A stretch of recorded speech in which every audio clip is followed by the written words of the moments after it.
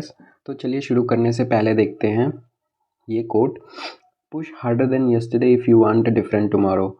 तो हमें अगर हमें अच्छा कल चाहिए तो हमें जो हमने कल किया था उससे ज़्यादा मेहनत हमें आज करनी है। तो हमें मेहनत लगातार करते रहना है और जो भी मेहनत हमने अब तक करी है उससे ज़्यादा मेहनत हमें आगे करनी है अगर हमें अपना अच्छा भविष्य चाहिए तो। चलिए हम देखते हैं पहला क्वेश्चन।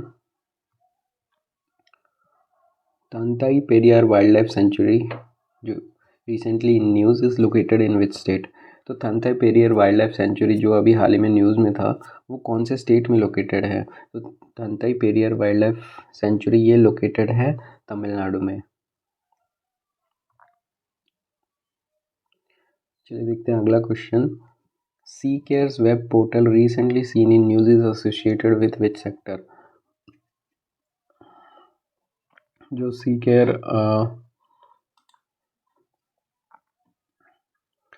केयर वेब पोर्टल है जो हाल ही में न्यूज़ में था ये कौन से सेक्टर से एसोसिएटेड है? तो ये एसोसिएटेड है कोल सेक्टर से। जैसे कि आप यहाँ देख सकते हैं ये एसोसिएटेड है कोल सेक्टर से। तो अभी यूनियन मिनिस्टर श्री प्रहलाद जोशी ने इन्होंने इनोग्रेट किया है सी केयर्स वेब पोर्टल। सी केयर वेब पोर्टल ये इनोग्रेट किया गया है कोल सेक्टर के एम्प्लॉयज़ के लिए। जनरली ये C care web portal monitor करेगा the coal mines provident fund organisation. जो प्रोविडेंट फंड जिन एम्प्लॉय का जो कॉल सेक्टर में काम करते हैं उन एम्प्लॉयज़ का जो प्रोविडेंट फंड करता है उसको ये मॉनिटर करेगा एंड एक फास्टर ट्रांसपेरेंसी एंड एक फास्टर सर्विस प्रोवाइड करेगा कॉल सेक्टर के एम्प्लॉयज़ के लिए। चलिए देखते हैं अगला question. Mesolithic era painting have recently been discovered in which state. तो अभी हमें मेसोलिथिक ईरा रॉक पेंटिंग मिली है, ये कौन से स्टेट में मिली है? तो ये मिली है तेलंगाना में। ठीक है, चलिए देखते हैं अगला question.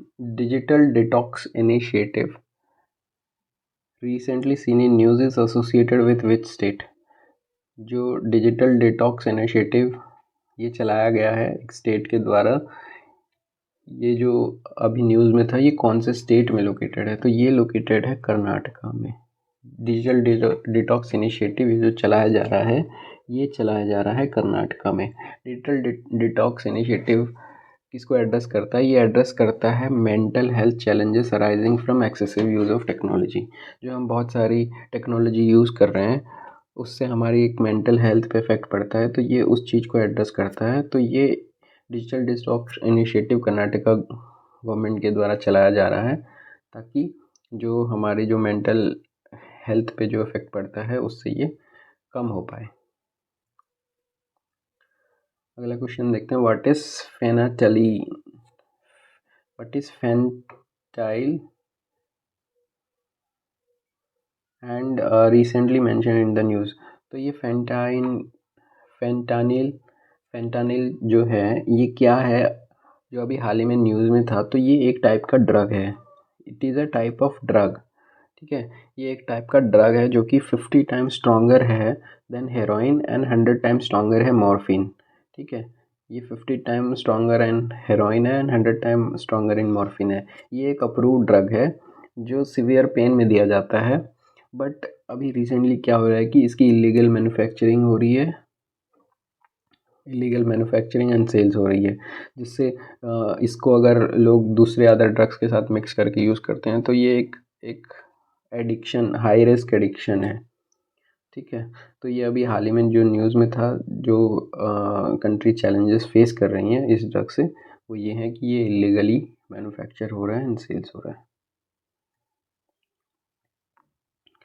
Which state government has recently signed an MOU with NTPC Green Energy Limited NGEL for development of green hydrogen। तो कौन सी स्टेट गवर्नमेंट ने भी MOU साइन किया है NTPC green energy NGEL for development of green hydrogen के लिए? तो ये किया है महाराष्ट्र। ये किया है महाराष्ट्र गवर्नमेंट ने साइन किया है MOU with NTPC green energy limited for hydrogen development of green hydrogen. ठीक है, ये प्रोजेक्ट जो है इसकी कैपेसिटी है 1 मिलियन टन पर एनम। ठीक है, ये 1 million ton per annum produce करेगा with an investment of rupees 80,000 crore, 80,000 crore की इन्वेस्टमेंट की लागत से। चलिए देखते हैं अगला question. The raising day of Indian coast guard was celebrated was observed across India on 1st February। तो 1st February को हम मनाते हैं raising day of India coast guard. तो ये जो अभी 1st February 2024 को जो हमने raising day of Indian coast guard मनाया, तो ये इसका कौन सा रेजिंग डे था, कौन से नंबर का रेजिंग डे था? तो ये था 48th रेजिंग डे। ओके, तो ये था हमारा 48th रेजिंग डे जो इंडियन कोस्ट गार्ड ने अभी ऑब्जर्व किया ऑन 1st February 2024। चलिए देखते हैं अगला question. Who has recently won his first master title by defeating Grandmaster Gukesh D of India in the final of 86th edition of Tata steel chess tournament? तो अभी हाल ही में डी गुकेश को हरा करके इन्होंने जीत लिया है टाटा स्टील चेस चैम्पियनशिप का 2024 का। तो ये कौन है? इनका नाम है वी ये। तो ये हैं वी चाइना के। इन्होंने जीता है 86th edition of Tata steel chess tournament. ठीक है, इन्होंने जीता है 86th edition of Tata steel chess tournament. इन्होंने हराया है गुकेश डी ऑफ इंडिया को। ठीक है, फाइनल में गुकेश डी वर्सेस वी ये